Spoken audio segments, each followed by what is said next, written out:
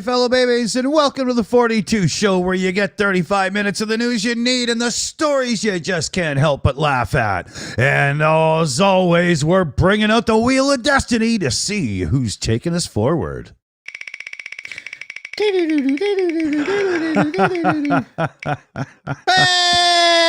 Doug I goes win first. again. I win again. Yay! Right, yes. Bring it up. Bring it fix. Bring it up.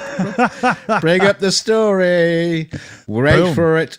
Researchers at the University of Technology, Sydney in Australia have developed an AI system that can spot sperm in samples taken from severely infertile men faster than a trained pair of eyes.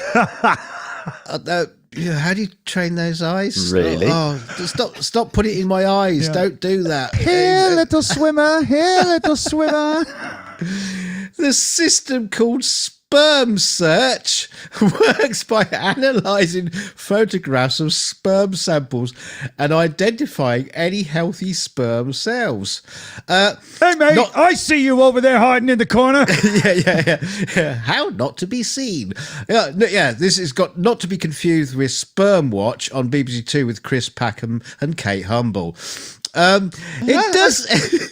It does this in seconds compared to the 6 or 7 hours it can take for an embryologist to manually search for viable sperm. Hey, look, just hire a porn star. They can find it in seconds. And you know exactly where it will be. Just scoop it off between the breasts. She wants a pearl necklace. It says it can highlight potentially viable sperm before a human can even process what they're looking at. Said Doctor. I always have a problem with badgers and sperm. They just look so alike. It drives me crazy. Is that sperm or cream cheese? I'm not too sure. Lick it. I have so many questions. Right. Oh, no, you can answer questions. Questions and answers will be later. Please. Questions will be at the end, please. It has been designed to help men who have no sperm in their ejaculate at all, a condition known as non-obstructive azoospermia that affects 10% of infertile men. In these cases, a small portion of the testes is surgically removed and an embryologist manually searches for a healthy sperm in a lab. What? Why? Ambulance is coming. Why is these testes got little labs in them with healthy sperms in them? What they're looking for. Now, cross your legs, guys. This consists of a painstaking process of teasing the tissue apart and examining it under a microscope, a bit like my penis. And if any viable sperm are found, they can be extracted and injected into an egg. It just says an egg. Not like a lady egg or a female egg, just an egg. Just hen's egg. Yeah, Robin's egg. Ostrich. Yeah, they're nice and blue. Yeah. So there might only be 10 sperm in the whole thing, but there could be millions of other cells. It's a needle in a haystack, said Dr. Vasectomy, speaking to the BBC. Now, this goes back to the Dr. Snippy Snip. This goes back to the point earlier where he was saying, where is it? A human can't even process what they're looking at. Well, he's looking for a needle in a haystack. Yeah. That's not going to help. Just saying, doctor, if you're looking for sperm, don't start looking for needles and definitely don't look for them in haystacks. Yeah. Yeah, if it gets left behind in the haystack, they're already long gone. It's Did we answer your questions, David? No. Oh, good for that. That's the news from the sperm desk. Wipe down afterwards, please. Oh, yeah. Clean up in aisle 9. Oh. Where's Dave taking us then? I'm scared. Let's do it quick, shall we? That's what she said. More depressing, actually. I think it's the largest governing body in Europe. Local governing body, anyway. Birmingham City Council effectively declares bankruptcy after being hit by £750 million. I don't even know how that's even possible. That's kind of impressive. Is that electricity bill or poll tax? Yeah. That's like, how does a city just go, well, we're broke, so that's it. It's over. We're done. Now this is what's really interesting. Okay, Birmingham City Council has effectively declared bankruptcy after being hit with a £760 million bill to settle equal pay claims. Oh, juicy. And if you scroll down, there's lots of lovely pieces of information, lots of numbers, where it says with an ongoing liability accruing at a rate of 5 to 14 million quid a month. Whoa. Just in payments to, I'm guessing, just minorities. This is minorities and women they've just been ripping off for years.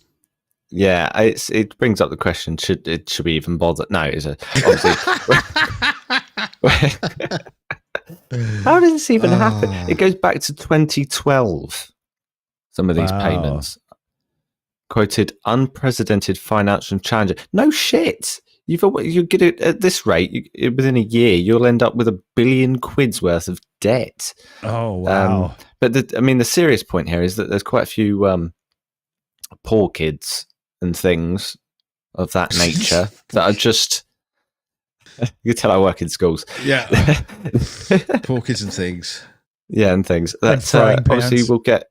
Yeah, the people at the bottom are probably just going to get hit the hardest by this sort of thing, and then people at the, the politicians and all of that, they're just going to get a lot of money. Yeah, they'll get their bonuses. Yeah, exactly. Because let's face it, Birmingham isn't exactly probably one of the wealthiest cities in the world, is it? Well, certainly not now. No. But I'm just talking about the populace. I wouldn't say it's poverty stricken, but it's not exactly up there with the wealthiest. Right. No, exactly. It says there's concern for residents. Prime Minister Rishi Sunak's official spokesman, not him, obviously, said clearly local government is vital to our communities. Blah blah blah blah blah. So give them money then. Yeah. No, not 760 billion. He won't. Yeah, don't give it to yourself. Crying out loud. Ridiculous. Wow. That's So if they declared bankrupt, what happens then? Does it go under administration, and do they sell it off, break it up into little pieces, and then sell it off to other companies? Or I wonder. I don't even know how that works when a city goes broke. What That's happens? right. Yeah, I mean, how does the city go broke? Don't they just raise taxes and screw people over and keep going? It's kind of how history's told me it works. Maybe we should bulldozer it and just flatten it. The first line essentially says the council has found that all new spending, with the exception of protecting vulnerable people and statutory services, must stop immediately. Wow! So no spending whatsoever. Not even on no fancy benches or anything. Wow! Bics or post-it notes. Nothing. Arachnic Inc. says the suicide rates in kids there are horrific because of the crime and poverty. Unconfirmed, but I mean, this is where it happens, isn't it? It doesn't happen in places that are funded. I mean, Christ. I'll switch us over here because there was a shark attack. Sailors were rescued off the Australian coast after a shark attack. Now, there was 2 Russian orcs on the boat. So at this point, we can't confirm or deny if Captain Sharksky was involved. But we will be monitoring news sources to bring you updates. Yes, we'll have to ask him about that on Saturday. Yeah. Yeah, I do believe that, him and Sam and Janine just went off for a swim and happened to find an easy target and took it down. But I'm not sure, so we'll have to look into this. Jumpy. What's interesting in the article is Joe Zeller from the Canberra Response Centre said there are many reasons why a shark may attack a boat. However, the motivations of these sharks is unclear. The motivation. What brilliant. Well, Yeah. it's just like, how fucking kidding me? vague, how vague can you possibly be? Yeah. It's like, Yeah. At this I love point, that. we're still not sure if we should investigate it as a hate crime. yeah. I mean, yeah. you know, what? Racists. Racist sharks. Honestly. Humanist sharks, I tell you, man. Oh, dear. So where are you taking us next, Dunk? Oh, hang on. I don't know. I can't remember. Strange tell me. days indeed. Is it the hamster man? Yeah. What? Yeah. Okay. The pub. Oh, that one. Yeah, sorry. Yes. So, this is such a brilliant story. This is reporting at its finest. This is the news. This is where you get the hard-hitting stories. Roy Moody from Isleworth, Middlesex, decided rather than leave his beloved sulcata tortoise, two-eater, that's its name, two-eater, at home, while he enjoyed a 2-week stay in Cornwall, he'd take her with him. And the adventurous reptile enjoyed lunch at the highest pub in Cornwall, which probably isn't a massive claim, and Cornwall isn't very bumpy, It's is probably it? Yeah. 4 foot off the ground. Yeah, it's the old inn at St. Broad, if you just want to go. Tuck it into fresh tomatoes and a few of the inn's famous chips, reports Somerset Live. Famous chips of St. Broad. Yeah, there must be statues of that all over London, of the famous chips. You heard of the famous chips of St. Broad? No? No, me neither. No, anybody in the chat? Okay, I'm just checking because they're famous chips. I was just thinking, if you look at the picture on screen here, let me get this zoomed in for you. How long do you think it took that tortoise to get from it right in front of his foot to that like 2 feet away? I'm thinking 20 minutes. This has got to be the slow. Like it probably took him 4 days to get to the pub. No, believe me, tortoises can move really damn quickly because I had one and it would like you put it down, it would go boom. It would disappear like a flash. Twinkles is his name. If you're a follower of the channel, you all know about my lovely tortoise Twinkles when I was a kid. But anyway, as well as visiting the old inn, 9-year-old two-eater also enjoyed a day on the beach at Polesheath. Roy, who is staying at St. Elmden, we don't care where he's staying. Two-eater comes pretty much everywhere with me and enjoys her trips out. Now I'm going to come back into this. Also, while I was reading this story, there was a bit here. It says, read more. I visited a West Country nudist beach. Swimmers need to be wary. Was this Roy or the tortoise? I wasn't sure. But anyway, it's the first pub she's ever visited, and she's really enjoyed it. But the weather is good, and she is loving the sunshine, and she's looking forward to another beach visit. Look at that fucking face, Dick. You go back into that picture of the tortoise and look at its fucking face. Does it look like it's enjoying himself? It looked. I mean, how do you know? It's looking at me right now, thinking, if you were small bitch, I'd eat you. That's all it's got in its mind. Tortoises have got no expression whatsoever. They don't wag their tail. They don't do anything. They don't do anything. It looks like... Did he get it to fill out a questionnaire at the end of the visit? It looks like Louis Gossett Jr. from Enemy Mine. Well, the funny thing is, visiting Cornwall, everybody in Cornwall going, bloody hell, sorry, didn't know Australian accent there. Yeah, bloody hell. Cool, bloody Easy, Bruce. Bloody hell, there's a Cornish pasty with legs. Look at the size of that bugger. Yeah. So, but if you watch this. This is one picture. Now, if I scroll down, this is another picture. They haven't gotten anywhere. They just added a leaf. Yeah. Yeah. That was photoshopped in. You can't eat the leaf. It's too stuffed on chips. Yeah. If I see another fucking salad, I'll kill someone. Where do we go next here? Okay. Anywhere. Dave's got a good one here. This is awesome. Yeah, no introduction needed from me, really. But this used to be a sport, apparently. Yeah. In the early 1900s. This is amazing. Yeah. This is brilliant. Watch this guy go. This is awesome. They've just got to go around and then just avoid each other. Yeah. And then, Look at this. boom. It's amazing. Dush. Bang. Hey, that's rollerblade. Yeah, roller derby. Oh, it's so good. But he's not done yet. I think he hope gives people it to still do this. It gives it to one guy. Look, one guy takes the Bang. skate to the head there, I think. I want to see. I want to see James Caan being pulled by a motorcycle with studs sticking out everywhere. But yeah, that guy's crazy, man. He's all over the shot. Wow. I love that. I love coming across little bits like that. Yeah. So Well, here good. I've got a quick little video to show here. We talked about the guy that did the prison break down in Pennsylvania. Here is the video of how he did it. It's only a bit. It doesn't show the aftermath of what else happened, but here you go. This is how he made a break. I can't believe that it was yeah.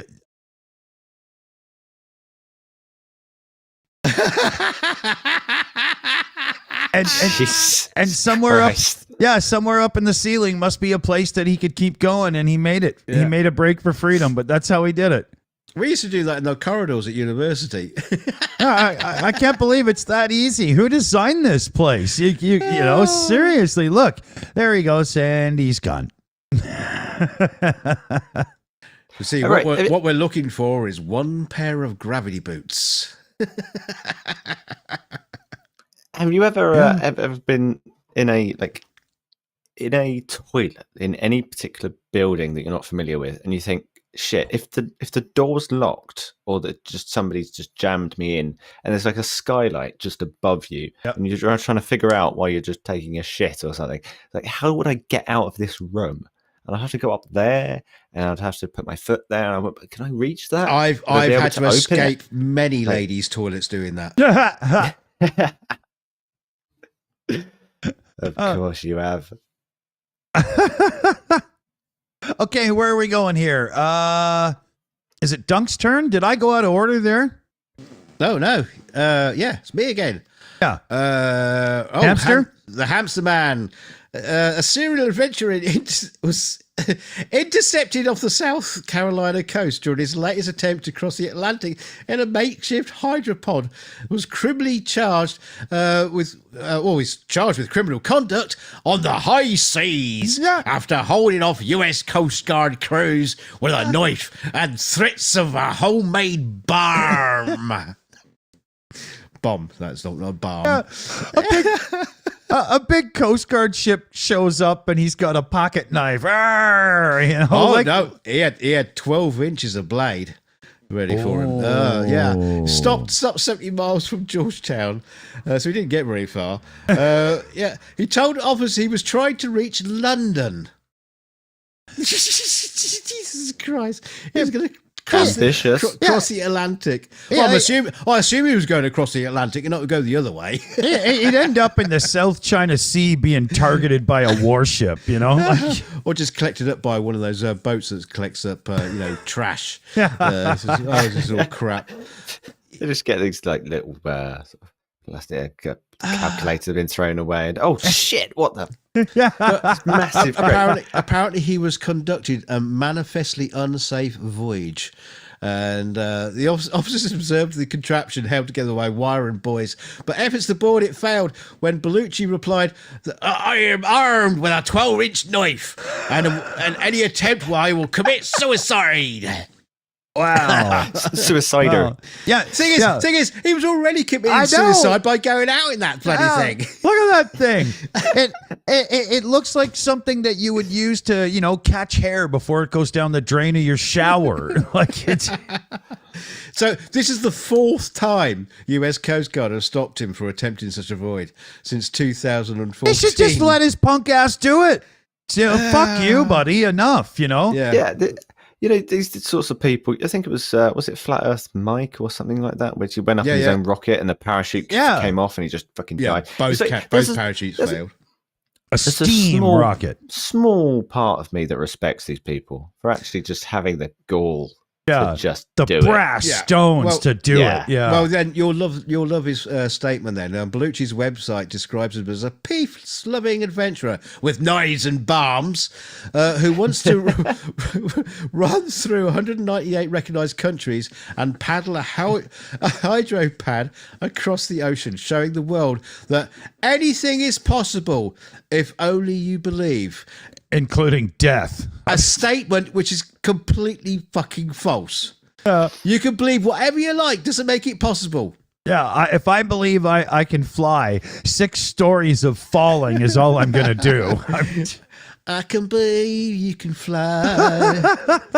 Yeah. I wish I could fly right up to the sky, but I can't. Yeah. Okay, I'm not sure we need to do any more of that. Yeah. Get on with it. Get on with it. Dave! Love it. I've almost timed this one to perfection. If people notice my shirt, and I think I've got the right article up. The Chemical Brothers are releasing their 10th album in 1 minute from now. By the time we've moved on from this article, Awesome. and that's really cool because I know you, me and Dick are massive fans of Chemical Brothers. They've always been very consistent, and I wanted to bring up this question because everyone's got an answer to it, and everyone completely disagrees. If you've got to name one artist that is just consistent enough to have never had a bad album, Chemical Brothers are that band for me. That's a hard question, yeah. I don't even think Daft Punk qualify, and they're way up there in that rating scale, too. I wasn't a massive fan of Homework, to be honest, but Discovery is just iconic. You know, people of live chat, let us know. Yeah. Throw down some stuff. Good call. What do we got here? We got 8 minutes, so you know what? We might actually get through the articles today. Holy. Oh, You we know? got lots of stuff. But I got one here I want to bring up for sure because it's one of those things, topic that I like to get into. But if you got a new car, it's a data privacy nightmare. If you go through some of the privacy policies, I didn't actually go through and highlight pre-show, but one of them is that Nissan specifically have put in their privacy policy that they have the right to collect information, including sexual activity in the car. Right? Okay. So are they looking for sperm?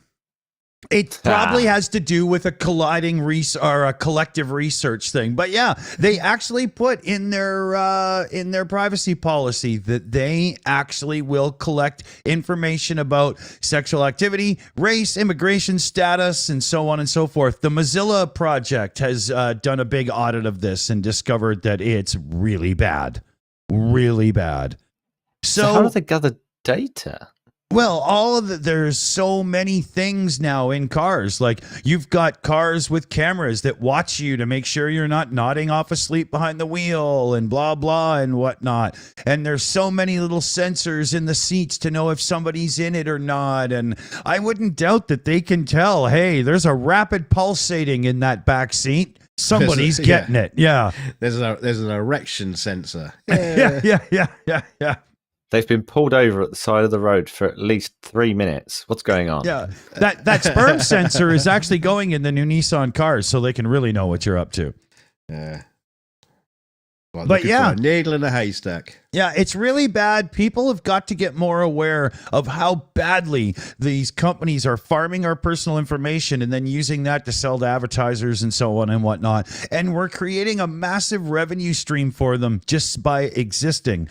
And I've said this before, but if you go back to like the 1980s, and if I was in Kmart and I was shopping around and I decided to go across the street and go to Zellers and see what their prices were, and somebody from Kmart followed me and wrote down the license plate number of my car and then wrote down where I parked and what I was looking at and stuff, and I turned around and popped them one in the face, the cops wouldn't even bug me about it because, you weren't allowed to do that to people. And nowadays, it's accepted as totally fine. It's like the cost of doing business. It's a part of life, and it shouldn't be. It's got to end. Yeah, but the car that watched you will report you to the police, and it will complain about you on social media. Yeah, exactly. It will have its own Twitter account. Oh, Nick Dawson's having sex in my back of my car. Ah! So, yeah, keep it in mind. It's really getting bad these days. Yeah. Shitty. Yeah, where do we go next here? Dunk is doing shitty. Oh yeah, exactly. We're really plumbing new depths now. You got to have your fingers on the button for this one. Yeah. Yes, a Delta flight was forced to turn back after one passenger on board suffered diarrhea all the way through the plane. The flight from Atlanta to Barcelona was 2 hours into its journey on Friday evening when the pilot asked if he could turn back, saying, "It's just a biohazard issue. We had a passenger who had diarrhea all the way through the airplane. It must have been trying to get to the toilet. It was just dribbling everywhere." The plane arrived back in Atlanta International Airport to clean up after the diarrhea on the plane. Over 5 hours later, the aircraft set off again to Barcelona for an 8-hour flight. The ground crew ripped out the carpet and put a new one in. Could it be Shaitan? Yeah, well, one passenger said it was dribbled down the aisle, smelled horrible. The vanilla scented disinfectant used on it only made it smell like vanilla shit. Another passenger stated, "Enough is enough. I've had it enough with these fucking shites on this fucking plane." And unfortunately, it's not known if the passenger with the medical issue returned to the flight to Spain after the detour. he made a slippery escape, basically. Oh, that's all from the shite desk. Oh man, that is I love that image of just people as they ascend, and then it's just slowly getting closer, and they can't get out of their seat. Yeah. Keep the nose down. Keep the nose down. Yeah, but people sitting in the front in first class would be climb, bitch, climb. Never land again. Yeah. Oh, it's horrible. Oh my god. What do we got here for time? We got 2.5 minutes. Where are we next here? Dave's up next here. You know what I thought would be fun is that I would try to explain the Rugby World Cup for somebody who A, doesn't understand rugby whatsoever, and B, hysterically has actually taught this in schools this year. Right, so Rugby World Cup has started. This started tomorrow. I believe it's Ireland, Romania. There we go. I assume they're hosting, and it's going to be very exciting. A lot of people are going to be running into each other, smashing heads, causing concussion, that sort of thing. If you're interested in that, feel free just to get onto your locally available telly box, and you can see blood streaming down people's faces. I'm sure this is very interesting. Not interested unless they're on roller skates. Not interested. It's just a better sport. It's just better. Rugby on ice. The guy on the right looks like he's already been punched stupid. Look, it's just I run with ball. Yeah, people who play rugby do get beaten around quite a lot, and as the years go on, let's face it, Dave, they don't end up being the most prettiest of people, do they? No. I mean, there is some serious points to be made about concussion and the sort of level of scrutiny it's come under in recent years, particularly in other sports, football, that sort of thing. And but basically, just trying to protect people's heads because it's been linked to dementia and all sorts of lovely things. And yeah, it's far too manly for me. But even the women's game, women's game is too manly for me as well. Oh, they're rough. Yeah, but it's all good fun and done in the name of not killing each other in war. So, well, there you go. Have at it. Quick little public service announcement. A PR firm was caught paying Rotten Tomatoes critics for positive reviews. So, Oh, no. Of course. yeah. So if you want to make sure you have no idea what you're really getting into and you just want to believe somebody else's BS, Rotten Tomatoes seems to be the place for you. We're just about out of time here. So big thanks to CF Beauty there for running the live chat and putting in news articles and doing all kinds of stuff for us in the background. And I'm going to hit the button and we'll continue thanking people over the credits. Goodbye, everybody. We're out of here. See ya. Take care. Bye. Off you flip. Yeah, see, we can keep going here. So we can say thanks to Catalan and the Kraut and to BME and who else? David. Yeah. Like to thank David. He gave me a lot of the articles today. Oh, yeah. Okay. Yeah. And Shayna Google. as well. Yeah. And I think is that it? Are we good? Okay, I'll shut up now and we can put the music back up. See y'all soon, fellow babies. Later. See you tomorrow. Bye, everyone.